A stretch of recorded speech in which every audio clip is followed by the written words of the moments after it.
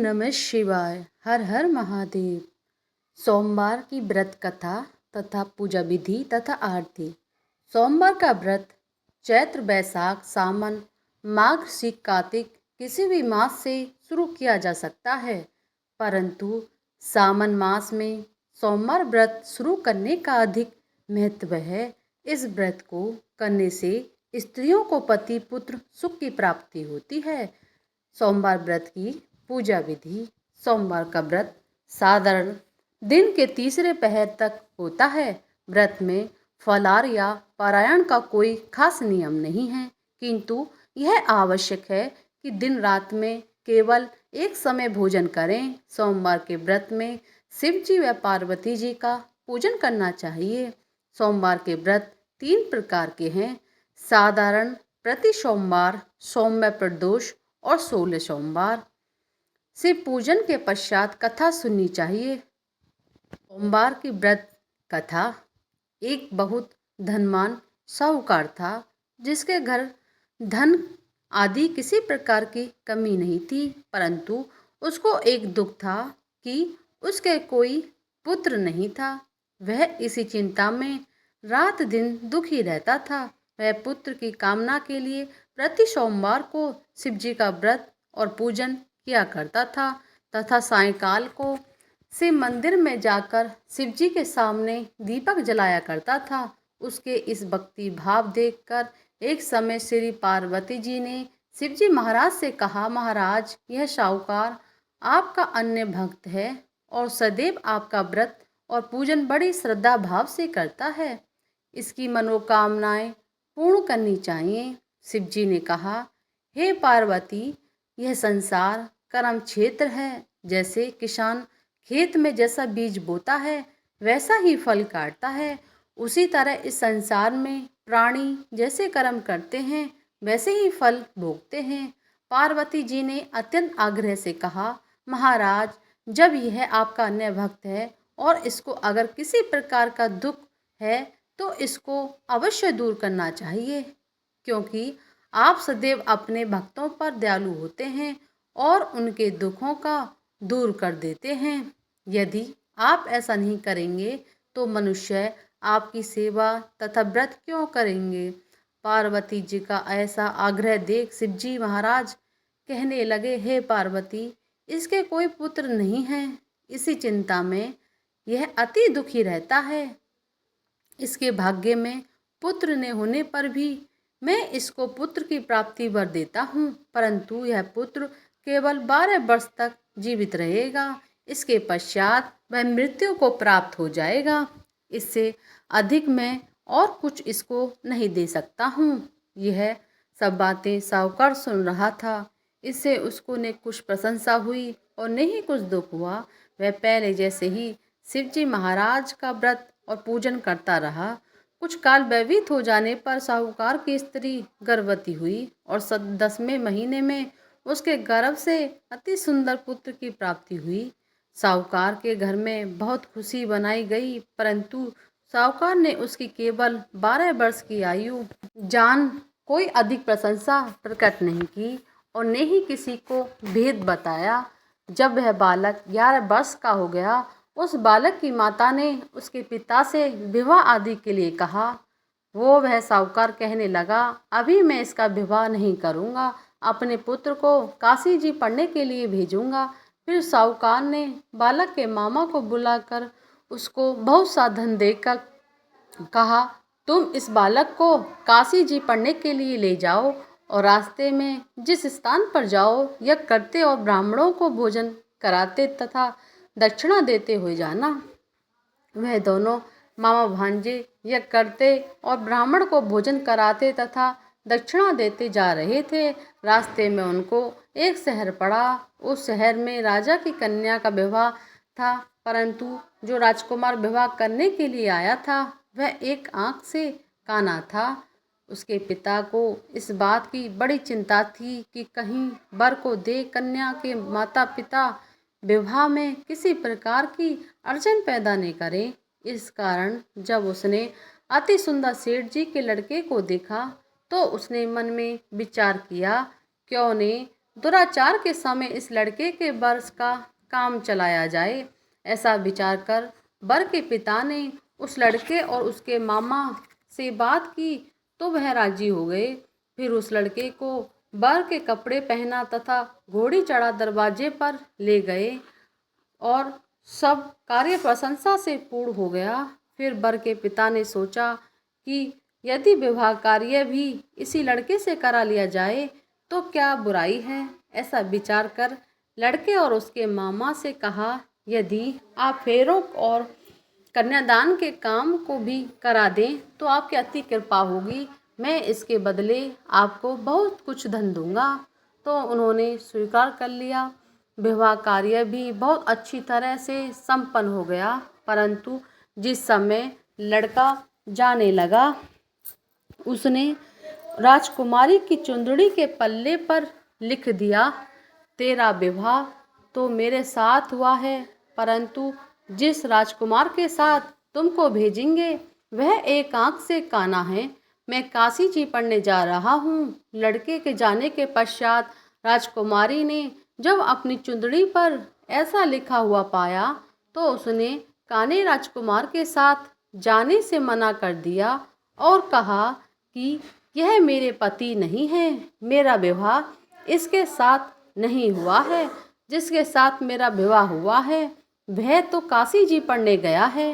राजकुमारी के माता पिता ने अपनी कन्या को विदा नहीं किया और बारात वापस चली गई। उधर सेठ जी का लड़का और उसका मामा काशी जी पहुंच गए। वहां जाकर उन्होंने यज्ञ करना और लड़के के पढ़ना शुरू कर दिया।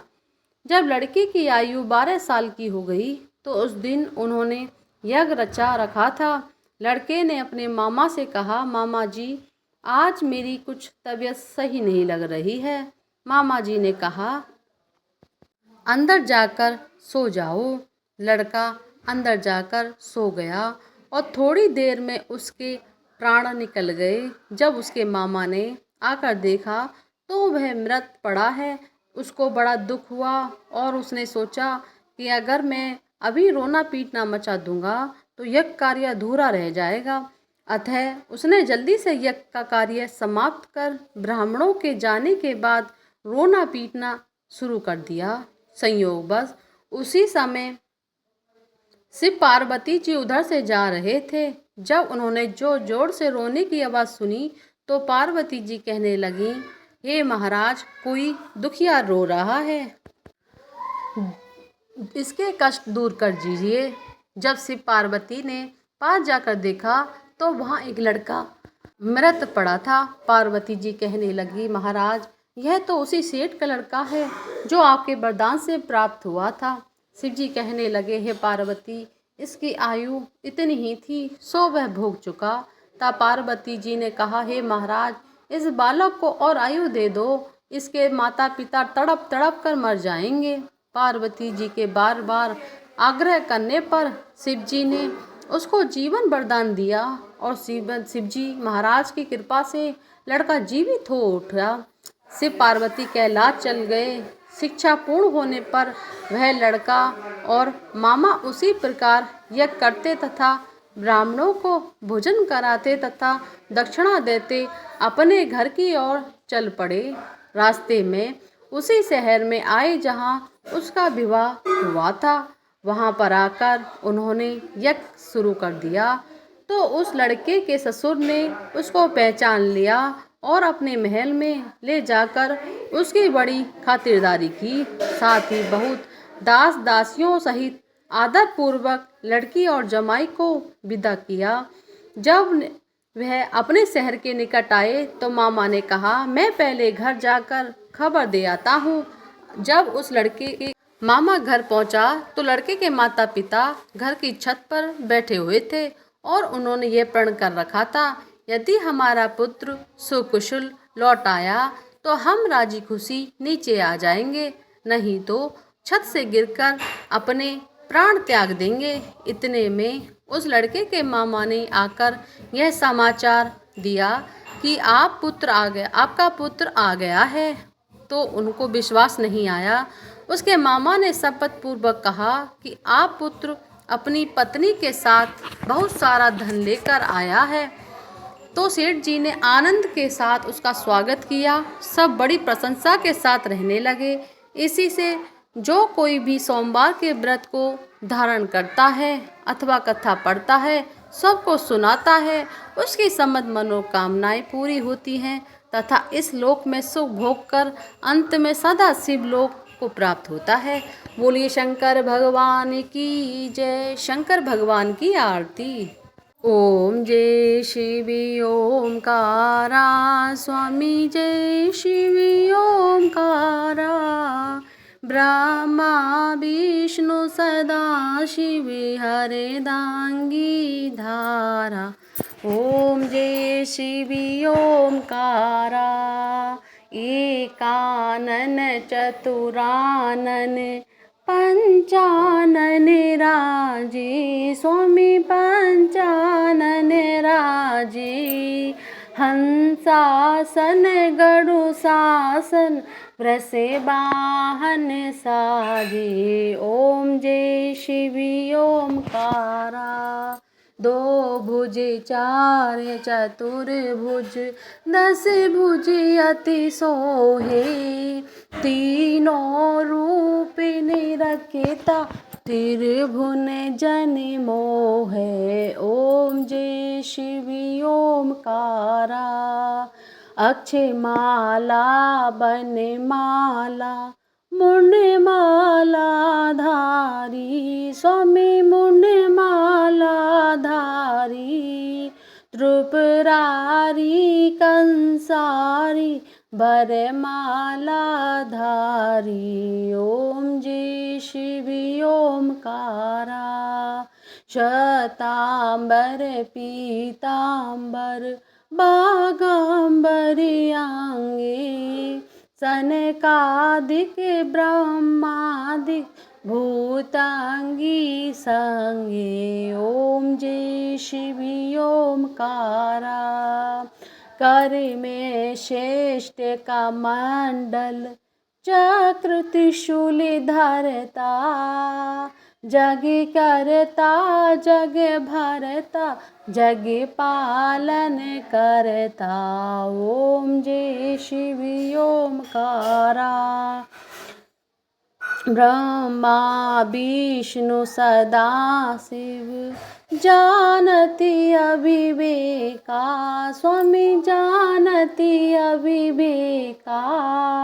प्रणमाक्षर के मध्य ये तीनों एका। ओम जय शिवी ओमकारा।